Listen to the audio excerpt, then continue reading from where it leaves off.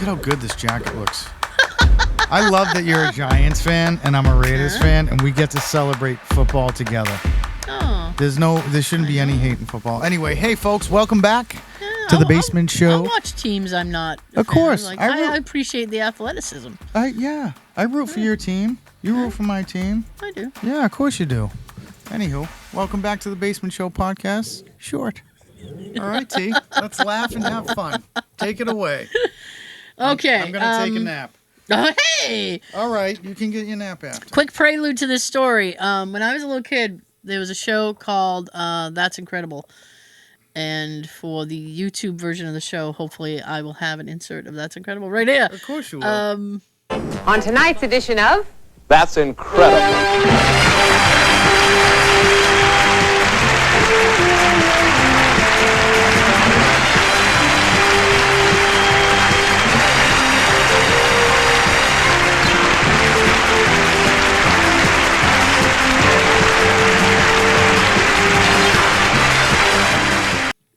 But I used to watch it when I was a little kid, and it was on in the very early 80s. Yes, it was. And it had these three hosts, and one day they did a special episode about a Toys R Us that was haunted, supposedly. And I never forgot that episode, and it's lived rent-free in my head forever. Are you going to bed with it? Does it still scare you?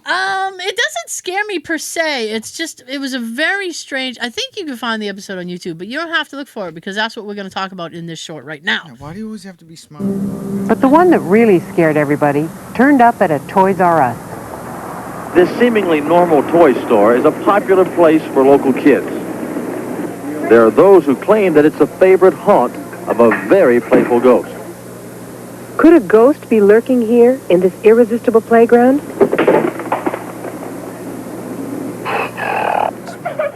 I don't know. Can I just have one day in the sun? God. All right, go ahead, T. Let's roll.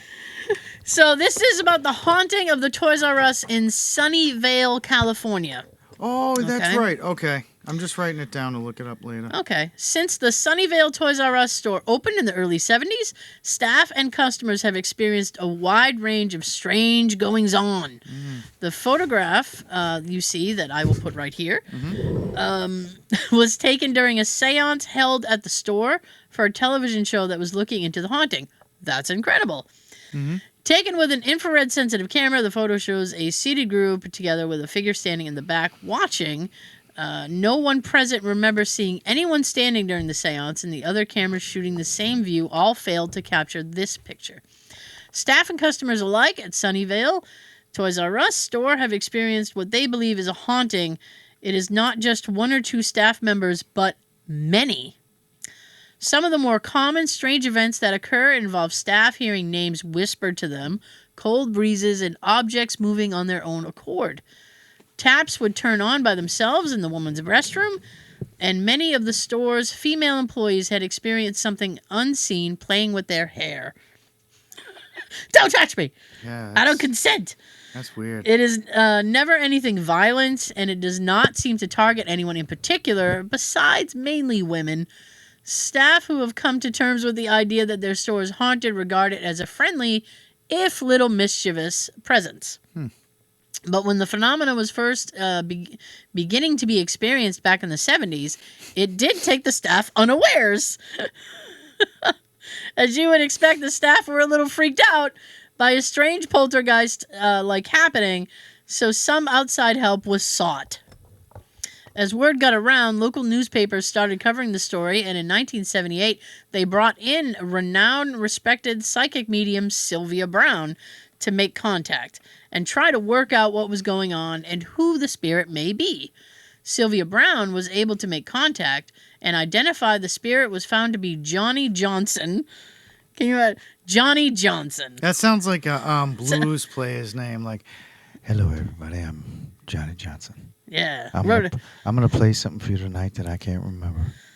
Wrote a song about it. Like to hear it goes. Yep. A Scandinavian immigrant who used to work for the farm plantation that used to be located on the land where the store now stands.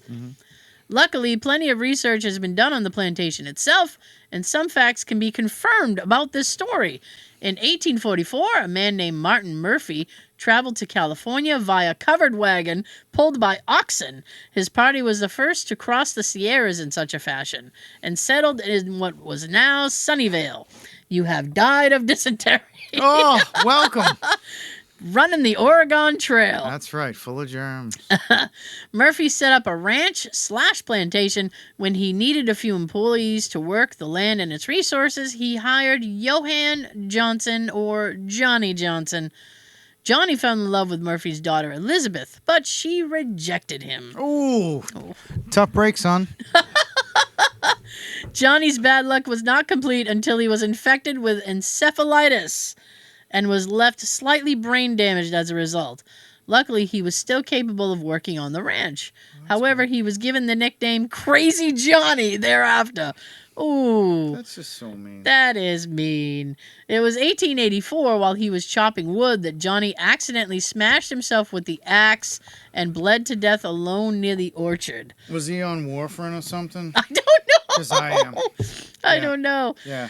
The Murphy Ranch continued to be occupied by several generations of the family until 1950, when it was given to the city of Sunnyvale. In 1961, the building was gutted by a fire and was soon demolished. In 1970, a 60,000 square foot Toys R Us was built on the location, and then the hauntings began. It was during a seance held by Sylvia Brown and attended by a large number of store employees that she was able to give much of this information, but mainly concerning Johnny. Angry Johnny, this is Isabel from hell. That's a song. Go ahead. And his demise and love for Beth, or Elizabeth. Also attending the seance were several photographers and experts. The store was darkened as the gathered settled down in one of the more active aisles of the store. Go ahead, T. The soccer ball aisle. A few. Hey, let's kick it. Yeah. Oh. A few lights were left on at the end of the aisle to provide some light for one of the cameras using high-speed film. Another camera used infrared film. Both were pointing in the same direction. As the seance progressed, the others gathered stated that they could hear and or feel a high-pitched buzzing in their heads as Sylvia talked with Johnny. Sylvia made contact almost immediately and told the group that Johnny was presently manifested to some degree. However, no one could see him. No one in the group saw anything standing during the seance that night, and only one camera captured the image, although the other cameras were running at the same time, pointing at the same spot. When Sylvia told Johnny that he could go, and that he does not need to wait any longer, he replied stating he would continue waiting for Beth, and in the meantime he enjoys the company in the store and playing with the children. The haunting has continued. While Sunnyvale's Toys R Us has closed in 2018, it didn't just take baby strollers, action figures, and coloring books with it. It ended a chapter of one of the Bay Area's most well-known and enduring ghost stories. The site is now an REI, so hopefully the ghost likes camping more than action figures. That was good, T.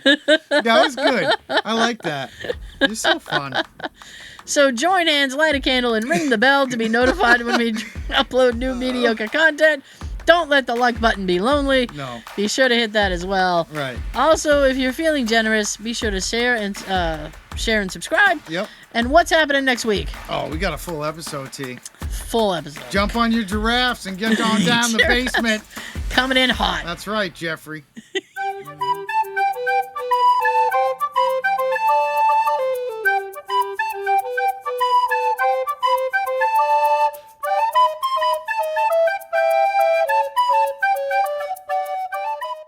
Yes. Yes.